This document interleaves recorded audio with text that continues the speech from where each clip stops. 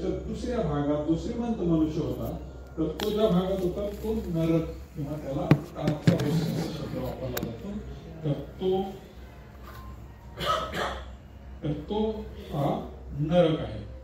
आणि हा जो न्याय आहे म्हणजे मनुष्य मेल्यानंतर लगेचच त्याचा न्याय होतो, हे आपण मागच्या सेशनमध्ये बघत होतो. तर त्याचा न्याय झाला की मेल्यानंतर लगेचच तो कुठे जायचं हे ठरवलं जातं. म्हणजे तो सुखलोकात जातो किंवा नरकामध्ये जातो. त्याचा जीवात्मा लगेचच सुखलोकात किंवा नरकामध्ये असा जातो.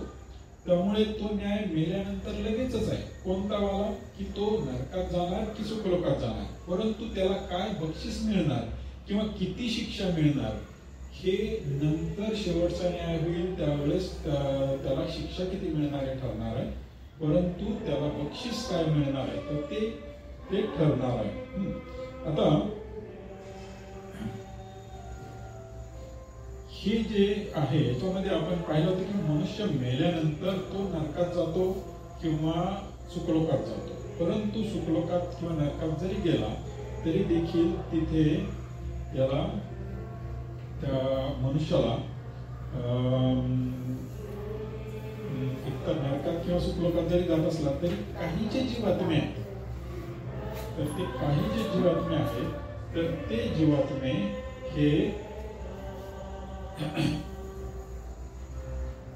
बाहेर नरकाच्या येऊ शकतात हे आपल्याला माहिती आहे. ते आपण मागच्या वेळेस पाहत होतो. आणि म्हणून आकाशातले दुरात्मे असा एक शब्द वापरण्यात आलेला आहे.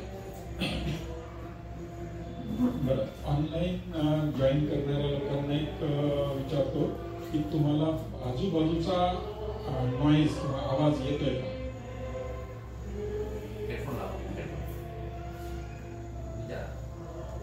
विशेष नाही ना? हां ठीक आहे, काय हरकत नाही. बाहेरचा जर आवाज येत नसेल तर करायचं नाही. तर मग हे जे आकाशातले दुरात्मे जे आहेत तर ते देखील आहेत. म्हणजे हे कोण आहेत तर लुसिफर आणि त्याचे दूत हे ते आकाशातले दुरात्मे आहेत. ते आकाशात फिरतात. लुसिफर पण इकडे तिकडे फिरत आहे आणि तो यहोवाला जाऊन पाहून आला तो काय करतोय कसं करतोय आणि हे सगळं करून तो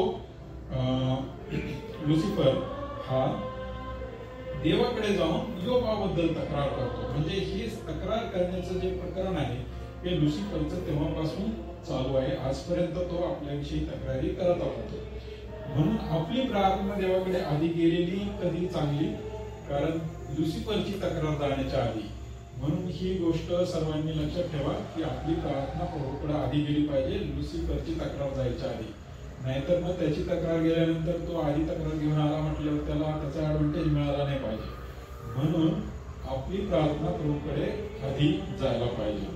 जे काही आपण जीवनामध्ये कदाचित आपण काहीतरी चुकीची गोष्ट केली तर प्रभूकडे आपण क्षमा मागितली तर मग तो लुसिफरला नाव ठेवायला जागा राहत नाही. परंतु जर तुम्ही क्षमा नाही मागितली तर लुसिफर तिथे जाऊन तक्रार करणार की यांनी असं असं केलं. मग देवाला म्हणता पण येत नाही की त्यांनी क्षमा मागितली म्हणून.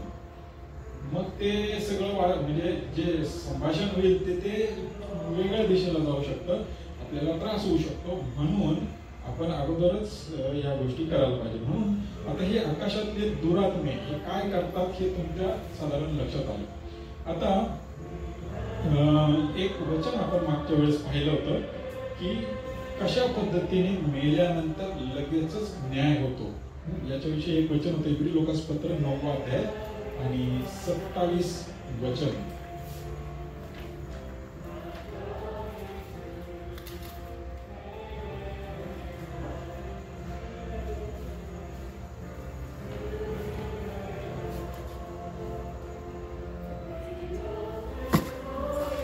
इब्री 9:27.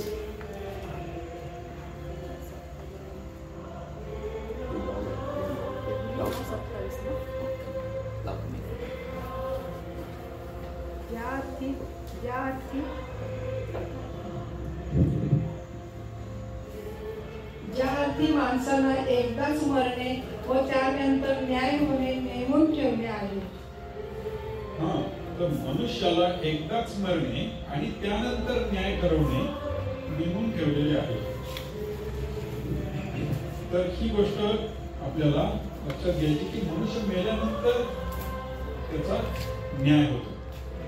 तर ही गोष्ट आपण थोडीशी लक्षात घ्यायची का, कारण की न्याय हा शब्द दोन वेगवेगळ्या अर्थाने आलेला आहे. इथे लगेच न्याय होणारा जो न्याय आहे की तो नरकात जाणार की सुखलोकात जाणार याविषयीचा न्याय आहे.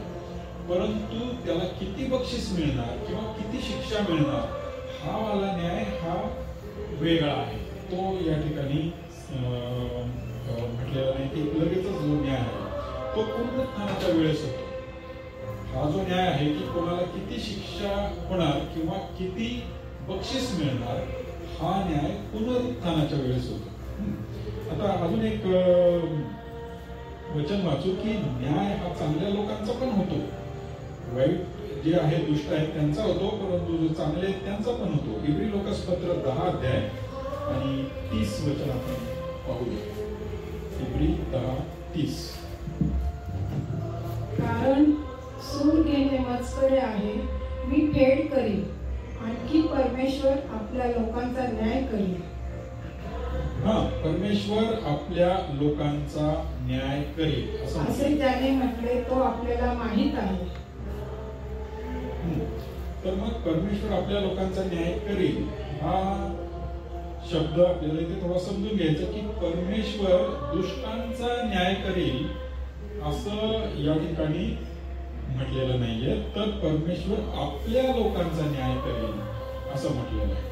म्हणजे आपल्या लोकांचा न्याय करेल हा जो शब्द आहे तर तो आपल्याला थोडासा लक्षात घ्यायचा आहे की आपले लोक म्हणजे परमेश्वराचे लोक. परमेश्वराचे जे लोक आहेत तर त्यांचा न्याय म्हणजे जे देवाचे लोक चांगले लोक आहेत त्यांचा पण न्याय आहे आणि जे दुष्ट लोक आहेत त्यांचा पण न्याय आहे. हा न्याय पुनरुत्थानाच्या वेळेस होतो. मेल्यानंतर जो न्याय होतो तो चांगला आहे की वाईट आहे एवढाच होतो आणि तो सुखलोकात जाईल की नरकात जाईल एवढाच होतो. परंतु ज्या वेळेस त्यांचं पुनरुत्थान होतं त्यावेळेस जे चांगले त्यांना बक्षीस दिलं जातं ज्याच्या त्याच्या कर्माप्रमाणे. आपण वाचू प्रकटीकरण 22 अध्याय आणि 12 वचन. प्रकटीकरण 22:12.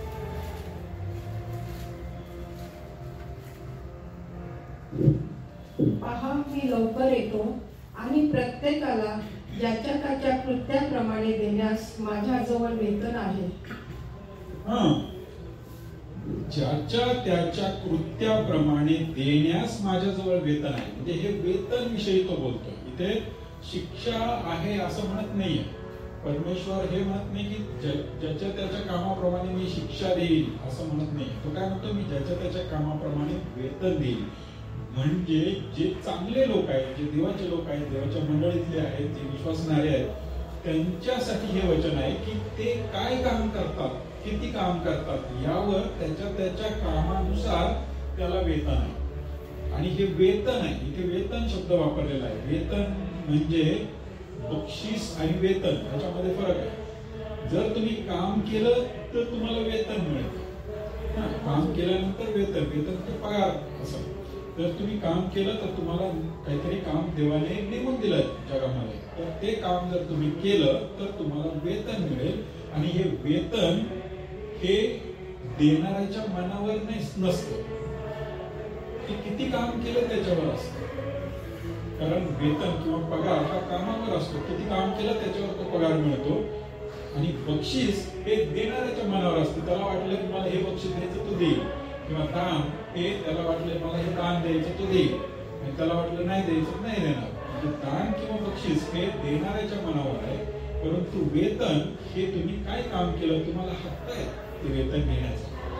म्हणून इथे वेतन हा शब्द वापरलेला आहे. ज्याच्या त्याच्या कर्माप्रमाणे वेतन आहे असं तो म्हणतो. मी त्याला देण्यासाठी माझ्याकडे वेतन आहे. अजून एक वचन वाचू प्रकटीकरणाच्या 20 अध्यायामध्ये 13 आणि 14 वचन. प्रकटीकरण 20:13 आणि 14. तेव्हा समुद्राने आपल्यामधील मृत मनुष्यास बाहेर सोडले. मृत्यू व अधोलोक यांनी आपल्यातील मृतांस बाहेर सोडले आणि त्याच्या त्याच्या कृत्याप्रमाणे प्रत्येकाचा न्याय ठरवण्यात आला. आता ज्याच्या त्याच्या कर्माप्रमाणे मेलेल्यांचा न्याय ठरवण्यात आला. 14 वचन. तेव्हा मरण व अधोलोक हे अग्नीच्या सरोवरात टाकले गेले. अग्नीचे सरोवर हे दुसरे मरण होय. त्यावेळेस जे मृतलोकातले होते ते बाहेर आले, त्यांचं पुनरुत्थान झालं. पुनरुत्थान झाल्यानंतर ज्याच्या त्याच्या कर्माप्रमाणे त्यांचा न्याय झाला आणि त्या मरण आणि मृतलोक जे काय होते ते सगळे कुठे टाकले? अग्नीच्या सरोवरात टाकले गेले. म्हणजे जेवढे कोणी मृतलोकात होते त्या सगळ्यांना टाकलं कुठे? अग्नीच्या सरोवरात टाकलं. आणि अग्नीचं सरोवर हे दुसरं मरण आहे, म्हणजे ते वाईट आहे. म्हणजे जिथे दुष्ट लोक जातात आणि त्यांचा नाश होतो असं ते अग्नीचं सरोवर आहे. तिथे आपण थोडस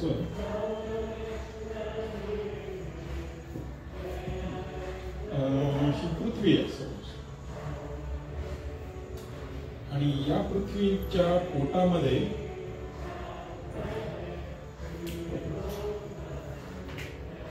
दोन भाग आहेत. मध्ये नरक आहे आणि दुसरा भाग हा सुखलोक आहे.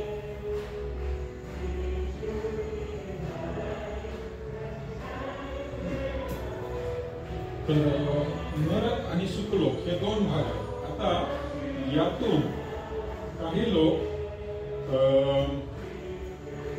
नरकातून जे जीवात्मे ते बाहेर काढले आणि ते टाकले अग्नीचं सरोवर.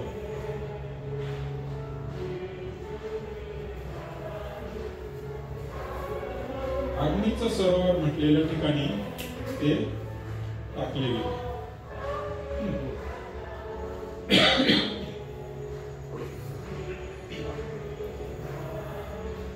तर अग्नीचं सरोवर म्हटलेल्या ठिकाणी ते टाकले गेले. आता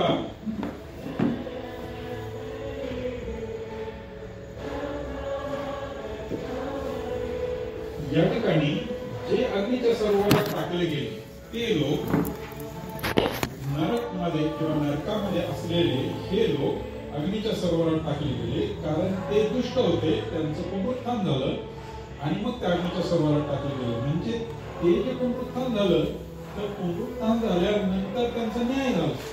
हा जो न्याय झाला ह्या लोकांचा, तर तो कसा झाला? परत ज्याच्या त्याच्या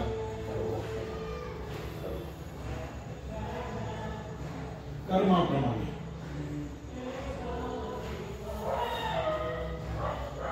आता ज्याच्या त्याच्या कर्माप्रमाणे त्यांचा न्याय झाला.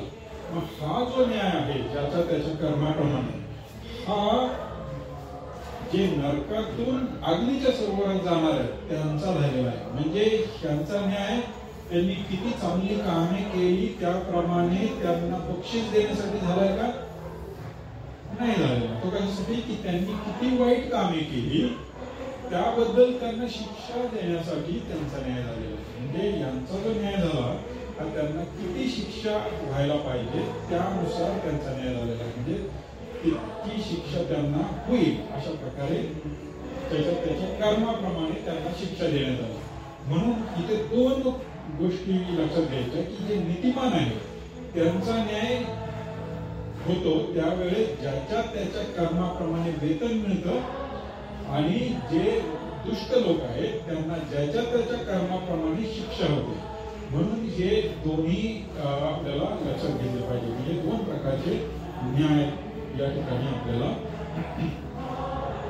सांगितलेले. आता त्याला सोडून आपण लुकाचं शुभवर्तमान 14 अध्याय आणि 13 आणि 14 ही वचनं वाचू. लूक 14, 13 आणि 14.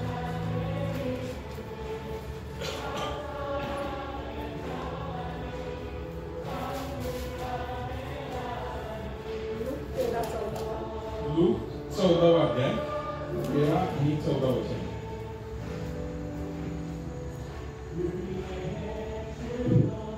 तर तुम्ही मेजवानी द्याल तेव्हा दरिद्री, व्यंग, लंगडे व आंधळे यांना तुम्ही धन्य व्हाल, कारण तुमची फेड कराव्यास त्यांच्याजवळ काही नाही, तरी नीतिमानांच्या पुनरुत्थानासमयी तुमची फेड होईल. या ठिकाणी तो म्हणतो की नीतिमानांच्या पुनरुत्थान समयी, म्हणजे नीतिमान लोकांचं पुनरुत्थान होतं आणि त्यावेळेला त्यांची फेड होईल. म्हणजे नीतिमान लोकांचं पुनरुत्थान ही एक गोष्ट, ही घटना आपल्याला लक्षात घेतली पाहिजे की नीतिमान लोकांचं पुनरुत्थान अशी एक घटना ही प्रभूने या ठिकाणी सांगितलेली. आता त्याच अनुषंगाने अजून एक वचन वाचू, योहानाचं शुभवर्तमान 5 अध्याय आणि 19 वचन. योहान 5 अध्याय 19 वचन.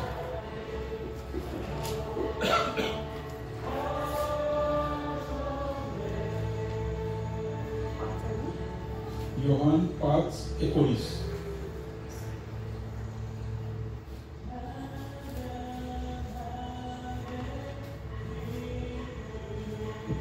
ह्यावरून येशूने त्यांना उत्तर दिले, मी तुम्हाला खचित खचित सांगतो, पुत्र पित्याला जे काही करताना पाहतो त्या वाचून काहीही त्याला स्वतःहून करता येत नाही, कारण जे काही तो करतो ते पुत्रही तसेच करतो. योहान 5:19 बरोबर आहे. 29. ह्याविषयी आश्चर्य करू नका, कारण कबरेतील सर्व माणसे त्याची वाणी ऐकतील आणि ज्यांनी सत्कर्मे केली ते जीवनाच्या पुनरुत्थानासाठी व ज्यांनी दुष्कर्मे केली ते न्यायाच्या पुनरुत्थानासाठी बाहेर येतील. अशी वेळ येत आहे. आता या ठिकाणी पहा, ज्यांनी सत्कर्मे केली म्हणजे जे नीतिमान आहे ते जीवनाच्या पुनरुत्थानासाठी, आणि ज्यांनी दुष्कर्मे केली म्हणजे जे दुष्ट आहेत ते न्यायाच्या पुनरुत्थानासाठी कबरेतून बाहेर निघून येतील, म्हणजे त्यांचं पुनरुत्थान होईल. म्हणजे 2 प्रकारचे पुनरुत्थान आहे. हे 2 प्रकार आहेत.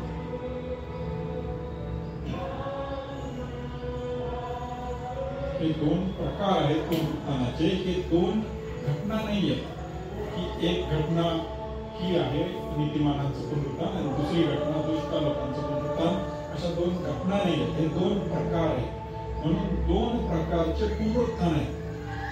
पहिलं वालं नीतिमानांचं जीवनासाठी आणि दुसरं वालं दुष्टांचं न्याय होण्यासाठी. अशा प्रकारे 2 पुनरुत्थान हे प्रभूने घोषित केले की 2 प्रकारचे पुनरुत्थान आहेत. एक नीतिमानांचं कशासाठी की त्यांना जीवन मिळावं म्हणून, आणि जे दुष्ट आहेत त्यांना त्यांचा न्याय व्हावा, शिक्षा व्हावी म्हणून त्यांचं पुनरुत्थान आहे. 2 प्रकारचे पुनरुत्थान आहे. म्हणून हे आपल्याला लक्षात घ्यायचं की हे 2 प्रकारचे पुनरुत्थान, 2 वेळा पुनरुत्थान होईल असं नाहीये. 2 प्रकारचे पुनरुत्थान आहेत. ते किती वेळा होतं हे आपल्याला बघायचं. आपण बघूया. लूकाचं 23वा अध्याय. आपण पुनरुत्थान कसं, कधी, काय याच्याविषयी थोडं पाहत आहोत. लूकाचा 23वा अध्याय आणि 43 वचन. हे आपण मागच्या वेळेस वाचलं होतं, तरी आपल्याला या संदर्भात आपल्याला लक्षात घ्यायचं.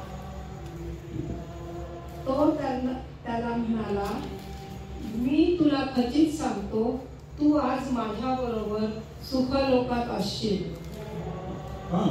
तर या ठिकाणी प्रभू त्या चोराला म्हणतोय की तू आज माझ्याबरोबर सुखलोकात असशील. म्हणजे प्रभू कुठे गेला? ज्या वेळेस क्रूसावर प्रभू आणि ते 2 चोर हे मारले गेले तर प्रभू कुठे गेला? सुखलोकात गेला. आणि त्याच्याबरोबर तो जो चोर होता तो पण सुखलोकात गेला. तर हे सुखलोकात गेले हे चित्र आपल्याला या ठिकाणी दिसतं की प्रभू बरोबर तो चोर देखील सुखलोकात गेला. तिथे सुखलोक होता आणि नरक होता. हे चित्र आपण थोडंसं समजून घेऊ. आता याच्या संदर्भात अजून एक वचन आहे. थोडंसं आपण इफिसियन्स पत्र 4 अध्याय आणि 8 ते 10 वचन आपण पाहू. इफिसियन्स 4 अध्याय आणि 8 ते 10 वचन. म्हणून तो म्हणतो, त्याने उच्च स्थानी आरोहण केले, तेव्हा त्याने कैद्यांना कैद करून नेले व मानवांना देणग्या दिल्या. त्याने आरोहण केले यावरून तो पृथ्वीच्या अधोलोकी उतरला होता. यापेक्षा दुसरे काय समजावे? तर प्रभू अधोलोकी उतरला होता. म्हणजे हा जो आहे या पूर्ण याला मृतलोक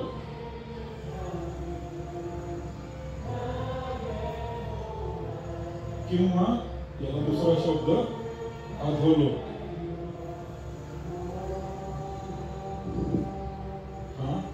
हाच आहे की जिथे सुखलोक आणि नरक हे त्याच्यामध्ये आहेत. तर हा अधोलोक, त्याला मृतलोक किंवा अधोलोक असा शब्द वापरला जातो. अधो का? कारण तो पृथ्वीच्या खाली आहे, पृथ्वीच्या पोटात असल्यामुळे इकडच्या लोकांना पण तो खाली दिसतो, इकडच्यांना खाली दिसतो, इकडच्यांना पण खाली दिसतो. परंतु त्याला तळ नाही, कारण त्याला खाली गेलं तर तो तिकडून बाहेर येतो, म्हणून त्याला तळ नाही. म्हणून त्याला इंग्लिशमध्ये बॉटमलेस पिट, त्याला बॉटम नाहीये, बॉटमलेस पिट, किंवा मराठीमध्ये अगाध कूप असा शब्द वापरला जातो. कारण कूप म्हणजे विहीर, परंतु अगाध म्हणजे त्याचा खाली तळ लागत नाही असं.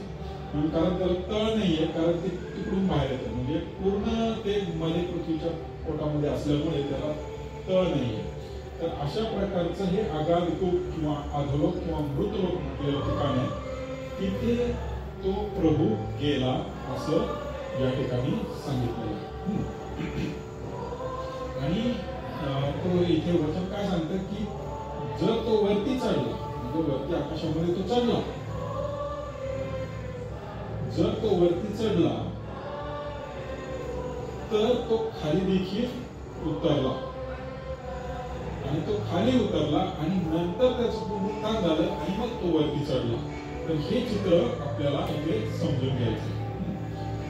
बरं, तो खाली गेला, मृतलोकात गेला, तिथे काय केलं त्याने? तिथे जाऊन 3 दिवस तो शुक्रलोकामध्ये राहिला, आणि जसे बाकीचे मेलेले असतात तसे राहिले, तसं तो राहिला. तिथे नाही राहिला. काय केलं त्यांनी? आपण एक वचन वाचू. पेत्राचं पहिलं पत्र 4 अध्याय आणि 6 वचन. पेत्राचं पहिलं पत्र 4 अध्याय आणि 6 वचन.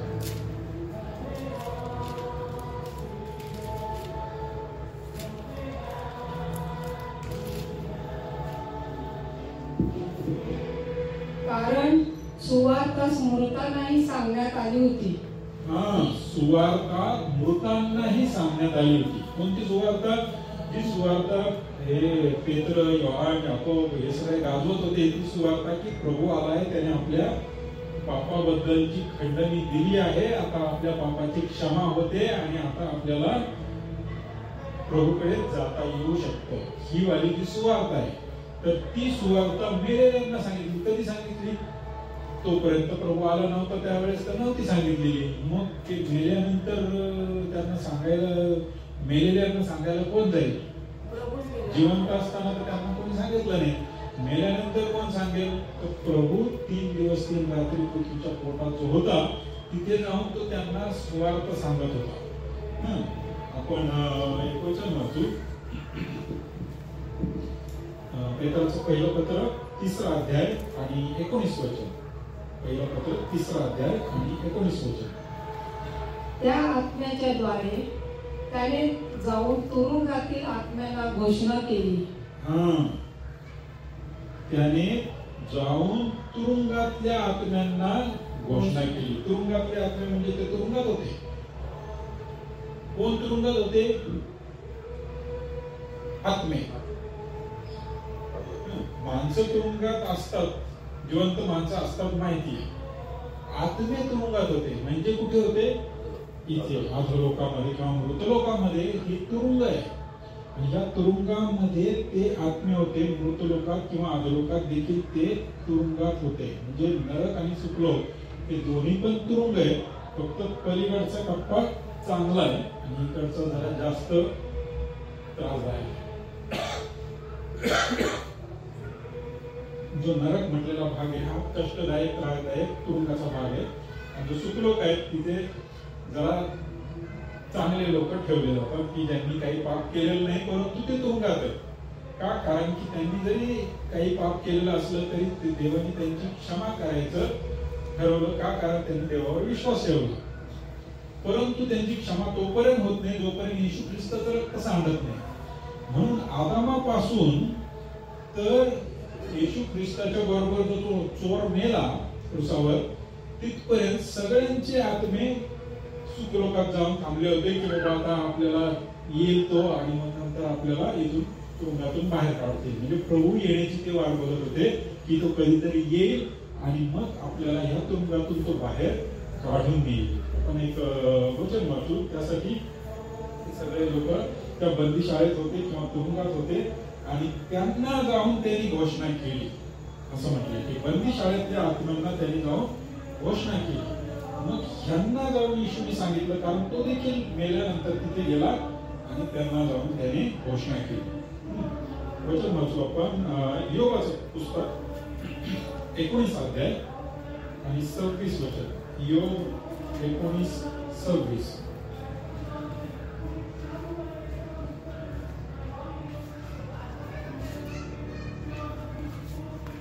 योग 19:26.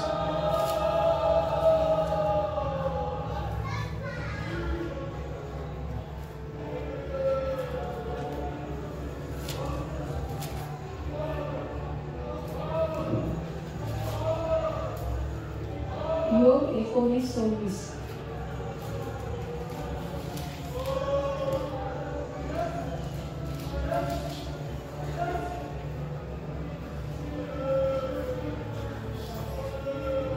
ही माझी त्वचा छिन्न भिन्न होऊन नष्ट झाली तरी मी देवाला देहविरहित पाहीन. ही माझी त्वचा छिन्न भिन्न झाली म्हणजे माझी त्वचा जे काही शरीर आहे हे सगळं नष्ट जरी झालं छिन्न भिन्न झालं सगळं खराब झालं तरी देखील देहाविरहित म्हणजे माझा देह नष्ट झाल्यानंतर मी मेल्यानंतर कुठे जाणार आहे? सुखलोकात जाणार आहे आणि तिथे मी देवाला पाहिजे. देहाविरहित म्हणजे देहात नाहीये मेलेला आहे तिथे मी जाऊन देहाला पाहिजे. सुखलोकात देव कधी येणार आहे? ज्या वेळेस प्रभू येशू ख्रिस्त क्रूसावर मरतो त्यावेळेस तो सुखलोकामध्ये येतो आणि त्यावेळेस योग म्हणतो की मी त्यावेळेस देवाला पाहिजे. म्हणजे माझी सगळी त्वचा आणि हे सगळं देह नष्ट झाल्यानंतर देहाविरहित मी देवाला पाहिजे. म्हणजे योगाला ते प्रगटीकरण मिळालेलं होतं की प्रभू येणार आहे आणि तो मी मेल्यावर मी सुखलोकात गेल्यावर मृतलोकात गेल्यावर तिथे येणार आहे आणि मी तिथे त्याला पाहणार आहे. हे प्रगटीकरण योगाला त्यावेळेस मिळालेलं होतं. म्हणून तो म्हणतो की मी देहाविरहित देवाला पाहिजे. मग प्रभू तिथे गेला आणि मग त्यांना त्या ठिकाणी ही सुवार्ता सांगण्यात आली की तुमच्या पापाबद्दल प्रायश्चित करण्यात आलेलं आहे. त्यामुळे आता तुम्हाला इथे राहण्याची तुरुंगात राहण्याची गरज नाही. मग कुठे जायचं? आता तुम्हाला तुरुंगात राहण्याची गरज नाही. योहानाचा शुभवर्तमान 5 अध्याय 25 वचन. योहान 5:25.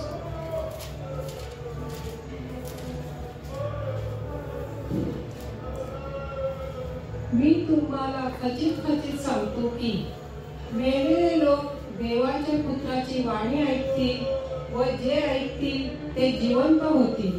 अशी वेळ येत आहे किंबहुना आता आलीच आहे.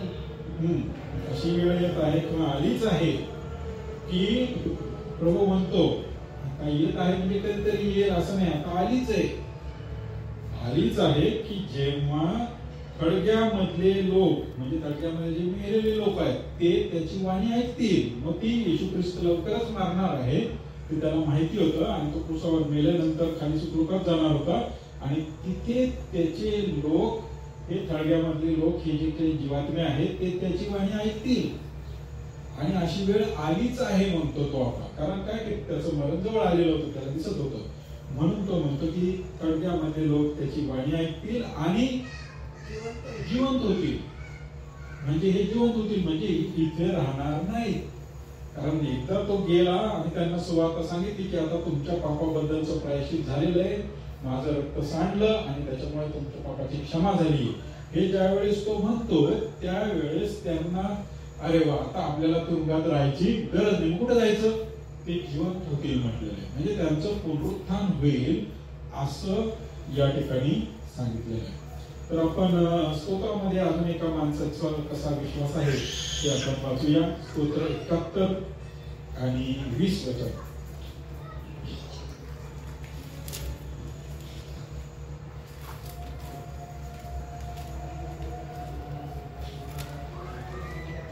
स्तोत्र 71 आणि याचं 20 वचन.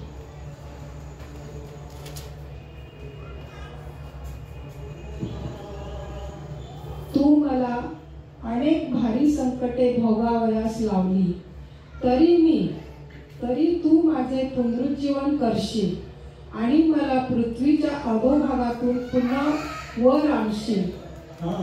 तर या ठिकाणी प्रार्थना आहे स्तोत्रामध्ये की तो म्हणतो की तू मला जरी पुष्कळ संकट आणले तरी तू मला पुन्हा जिवंत करशील, माझं पुनरुज्जीवन करशील, मला पुन्हा जिवंत करशील आणि मला पृथ्वीच्या खोल ठिकाणातून वर आणशील. पृथ्वीच्या खोल ठिकाणातून म्हणजे पादुसुखलोक म्हटलेलं ठिकाण आहे, पादलोक म्हटलेलं किंवा पृथ्वीलोक म्हटलेलं ठिकाण आहे, तिथून तू मला वर आणशील म्हणजे तू पुन्हा वर येणार आहे, तू मला पुनरुज्जीवन करशील म्हणजे मला पुन्हा जिवंत करशील असं म्हटलेलं आहे. म्हणजे प्रभू मला पुन्हा जिवंत करणार आहे हे त्याच स्तोत्रामध्ये लिहिलेलं आहे. जे स्तोत्र हे जुन्या करारामध्ये लिहिलेलं आहे आणि जे यहुदी लोक वाचत होते त्यांना हे सगळं माहिती होतं की पुनरुज्जीवन करशील, हे सगळं लिहिलेलं आहे. परंतु तरी देखील ते विश्वास ठेवत नव्हते की मनुष्य पुन्हा जिवंत होईल. ते सदुकी पंथाचे लोक तर म्हणायचे आत्माच नाहीये, मेला तर संपलं, त्याच्यानंतर काय होऊ शकत नाही. म्हणजे त्यांना एवढं असून सुद्धा समजत नव्हतं. परंतु इथे क्लिअरली लिहिलेलं आहे की तू मला पुन्हा जिवंत करशील आणि मला तू पृथ्वीच्या खालच्या भागातून पुन्हा वर आणशील, हे त्या स्तोत्रामध्ये लिहिलेलं आहे. आता अजून एक स्तोत्र वाचू आणि त्याच्या संदर्भात आपलं एक वचन आहे, ते दोन्ही एकत्रित करून आपण वाचूया. स्तोत्र 68 आणि त्याचा 18 वचन. स्तोत्र 68 आणि त्याचं 18 वचन.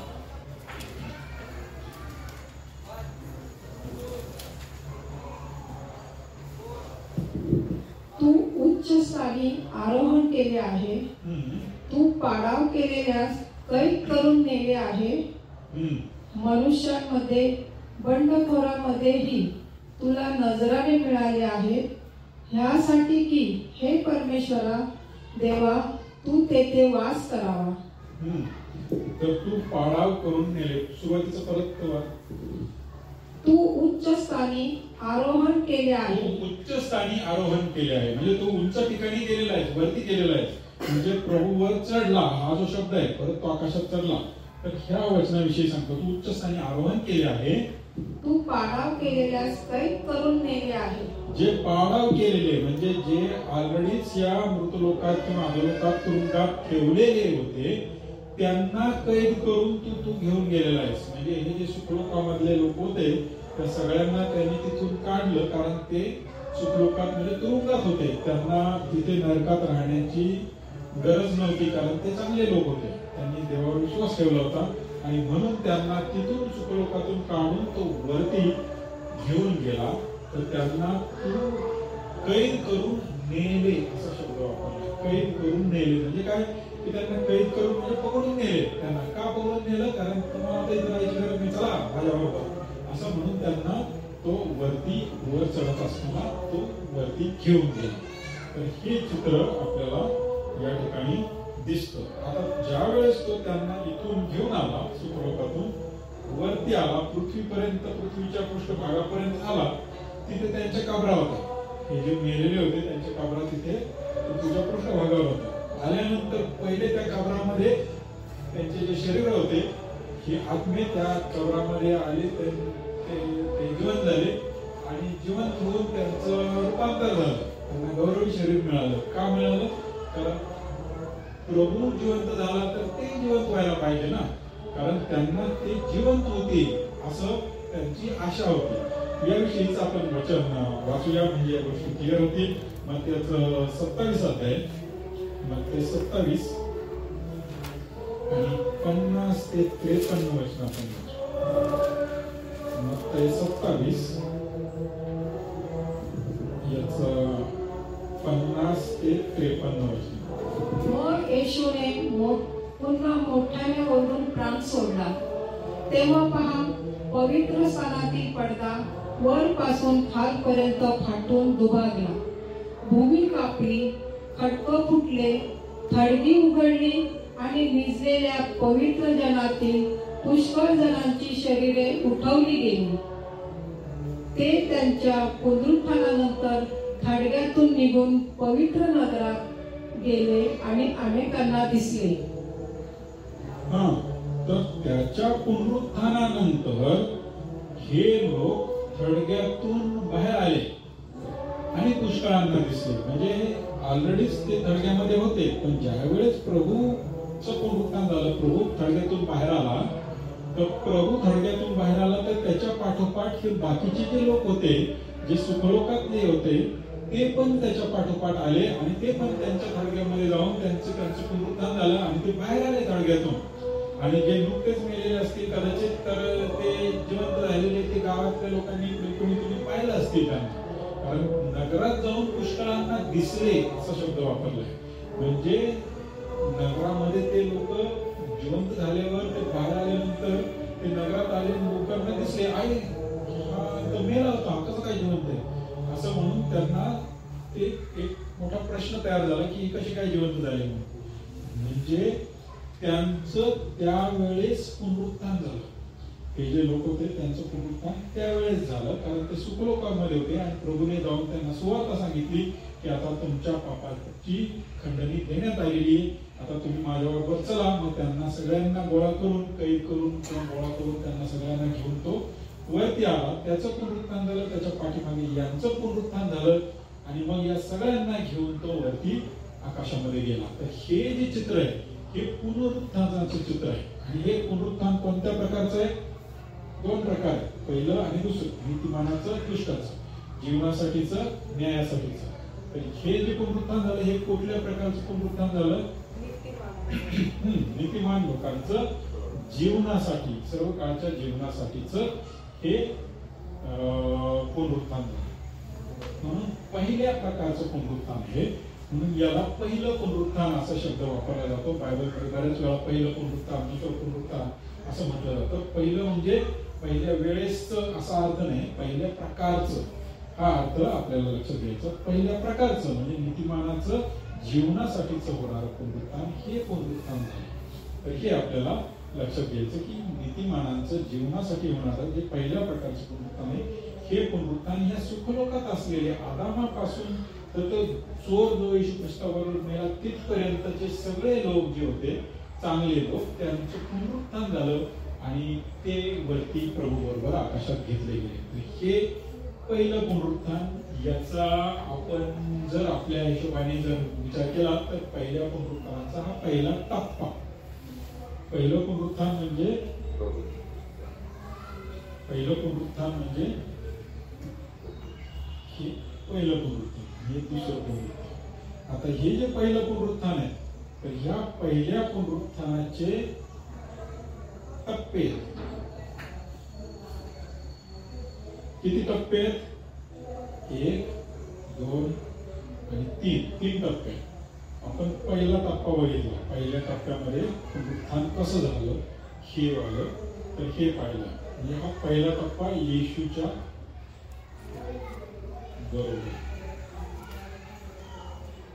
बरोबर ज्या लोकांचं पुनरुत्थान झालं हे सगळे जुन्या करारातले होते आणि त्यांचं जे पुनरुत्थान झालं हा पहिल्या पुनरुत्थानाचा पहिला टप्पा. म्हणजे हे आपल्याला इथे थोडस लक्षात घ्यायला पाहिजे. आता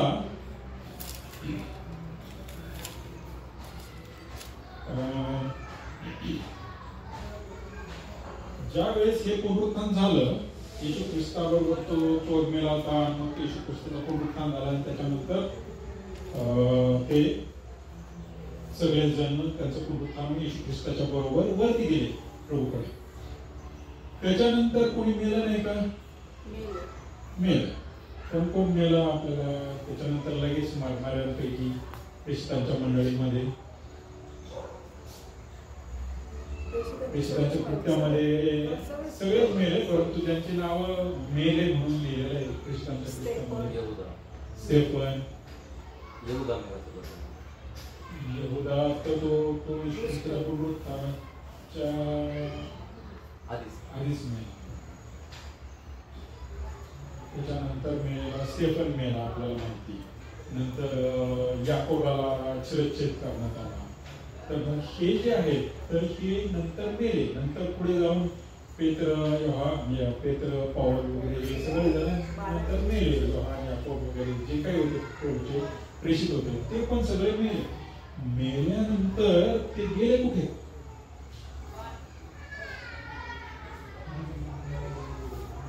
आता हा एक प्रश्न आहे. मेल्यानंतर ते कुठे गेले? आता या प्रश्नाचं उत्तर मला वाटतं आपला वेळ थोडा राहिला, तर आपण त्याच्यामध्ये पुढच्या सेशनमध्ये थोडं डिटेलमध्ये बघू. आता थोडक्यात तुम्हाला एक वचन दाखवतो आणि मग आपण थांबूया. प्रेषितांच्या कृत्यामध्ये जाऊ. 7 अध्याय, प्रेषित 7वा अध्याय आणि 59 वचन. 59, 59. प्रेषित 7:59. 7:59. ते दगडमार करीत असता स्तेफन प्रभूचा धावा करीत म्हणाला, हे प्रभू येशू, माझ्या आत्म्याचा स्वीकार कर. तर प्रभूचा धावा करीत असता तो काय म्हटला? त्याला दंडमार करीत होता स्तेफनाला. आणि त्याला कळालं की आता मी काही जगत नाही. तो प्रभूला काय म्हटलं? हे प्रभू, माझ्या आत्म्याचा स्वीकार कर. म्हणजे त्याचा आत्मा कुठे जाणार? प्रभूकडे. प्रभू कुठे आहे? तो वर चढला ना, वर आकाशात गेलेला आहे. तिथे प्रभू आहे आणि त्याचा आत्मा आता प्रभूकडे जाणार आहे. म्हणजे त्याचा आत्मा प्रभूकडे जाणार आहे असं तो म्हणतो की प्रभू, माझ्या आत्म्याचा स्वीकार कर. म्हणजे प्रभूकडे माझा आत्मा सोपून द्यायचा आहे असं तो त्यावेळेस बोलतोय. म्हणजे त्याचा आत्मा प्रभूकडे जायला पाहिजे. मग आता ते आत्मे जे चांगले लोक आहेत त्यांच्या खाली सुखलोकात जायची गरज नाही, कारण सुखलोक हा तुरुंग आहे. आणि त्या तुरुंगात का ठेवलेलं आहे? कारण त्यांनी पाप केलं आणि त्याच्या पापाची खंडणी येशूने भरली नव्हती म्हणून ते तिथे होते येशूच्या मरणापर्यंत. येशूच्या मरणानंतर ज्यावेळेस तो खाली गेला, त्यांनी सुवार्ता सांगितली, आता तुम्हाला इथे राहण्याची गरज नाही. मग सगळ्यांना घेऊन तो वरती आला. त्याचं पुनरुत्थान झालं. त्याच्या पाठीमागून बाकीच्यांचं पण पुनरुत्थान झालं आणि ते वरती गेले. म्हणजे सुखलोक हा जो तुरुंगाचा भाग आहे किंवा मृतलोकाचा भाग आहे, याची गरज येशू ख्रिस्ताच्या मरणापर्यंतच होती. त्यानंतर सुखलोक किंवा पॅराडाईज नावाची गोष्टीची काही गरज राहिली नाही. कारण आता मृतलोक किंवा त्याच्यातला सुखलोक भाग याची गरज, कारण तिथे कुठे जातच नाही. जे जातात ते कुठे जाणार? मेल्यानंतर प्रभूकडे जाणार. जे चांगले लोक आहेत ते प्रभूकडे जाणार आहेत. त्यांची जीवात्मे जाणार. शरीर कुठे राहील? कबरेत राहील. परंतु जीवात्मे प्रभूकडे जाणार आहे. प्रभू आकाशात आहे, त्याच्याकडे जीवात्मे जातील. म्हणून ही जी गोष्ट आहे ही आपण थोडीशी लक्षात घ्यायला पाहिजे की येशूच्या मरणापर्यंत सुखलोक होता. माणसं मेल्यावर सुखलोकात जायचे, परंतु येशूच्या मरणाच्या नंतर सुखलोकाची गरज राहिली नाही. तर आता ते वरती प्रभूकडे त्यांचे जीवात्मे जातात. सगळे जीवात्मे प्रभूकडे जातात आणि त्यांचे जे शरीर आहेत ते पृथ्वीच्या पाठीवर कबरेमध्ये राहतात. आणि मग जसं म्हणजे शरीर आहे ते पुजतं, ते कशा पद्धतीने ते पृथ्वीच्या पाठीवर त्यांच्या कबरा आहे, त्याच्यामध्ये शरीर ठेवले, ते पुजले वगैरे सगळं झालं. परंतु त्यांचे जीवात्मे कुठे गेले? प्रभूकडे गेले.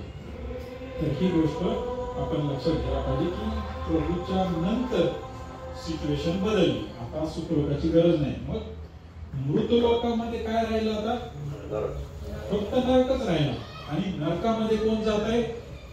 जे दुष्ट आहेत ते तिथे जातात. प्रभूच्या आधी, प्रभूच्या मरणाच्या आधी वाईट लोक कुठं जात होते? नरकामध्ये. आणि प्रभूच्या मरणाच्या नंतर वाईट लोक कुठं जातात?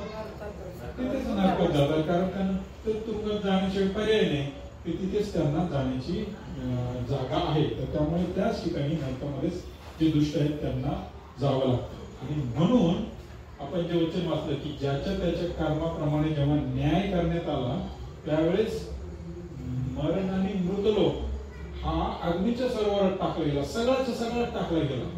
मग सगळं टाकलं गेलं तर मग सुखलोक पण टाकलं गेलं असं झालं का? सुखलोकात कोणी नव्हतंच. म्हणजे जे कोणी होते ते फक्त नरकातच होते. आणि नरकातच का राहिले? कारण सुखलोकातले प्रभूने काढून वरती नाहीये. त्यामुळे आता सुखलोकात कोणी नाहीये. जे कोणी आहेत ते फक्त नरकामध्येच आहेत. आणि ते जे नरकातले तेच मृतलोकातले लोक समजले जातात, कारण सुखलोकामध्ये कोणीच नाही. मृतलोकातले लोक म्हणजेच नरकातले लोक. आणि ते सगळे काढून अग्नीच्या सरोवरामध्ये टाकले गेले. हे चित्र आपल्याला समजून घ्यायचं आहे. म्हणजे हे सगळं चित्र आपल्याला थोडस लक्षात घ्यायला पाहिजे, कारण समजायला पटकन समजायला अवघड आहे, पण तरी देखील आपण लक्षात ठेवू की हे कशा पद्धतीने झालं. तर यामध्ये आपण पहिल्या पुनरुत्थानाचा पहिला टप्पा जे येशू बरोबर पुनरुत्थान झालं ते पाहिलं. त्याच्यानंतर दुसरा आणि तिसरा टप्पा आहे ते आपण पुढच्या सेशन मध्ये पाहणार आहोत. आपण आजचा विषय मला वाटतं या ठिकाणी थांबूया. देवा तुम्हाला आशीर्वाद. आपण प्रार्थना करू. हे आमच्या आकाशातले देवा, आजच्या दिवसाबद्दल आम्ही तुझे उपकार मानतो.